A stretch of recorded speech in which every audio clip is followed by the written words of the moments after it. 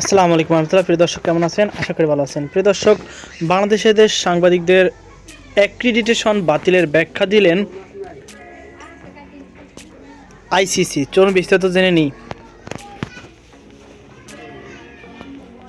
প্রিয় দর্শক, আন্তর্জাতিক ক্রিকেট কাউন্সিল আইসিসি ও বাংলাদেশ মধ্যকার সম্পর্কের টানাপোড়েন মধ্যে নতুন করে বিতর্ক তৈরি হয়েছে। আসন্ন টি-20 বিশ্বকাপ কাভার করার জন্য আবেদন করা বাংলাদেশের শতাধিক সাংবাদিকদের অ্যাক্রিডিটেশন বাতিল করেছে বিশ্ব ক্রিকেট নিয়ন্ত্রক সংস্থা। এ সিদ্ধান্ত নিয়ে এবার প্রকাশ্যে অবস্থান জানালো আইসিসি।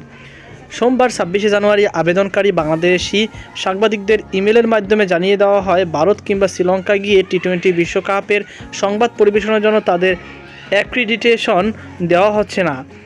এই সিদ্ধান্ত এমন এক সময় এলো যখন আইসিসি আসন্ন টি-20 বিশ্বকাপ থেকে বাংলাদেশকে বাদ দিয়ে তাদের জায়গায় স্কটল্যান্ডকে অন্তর্ভুক্ত করেছে।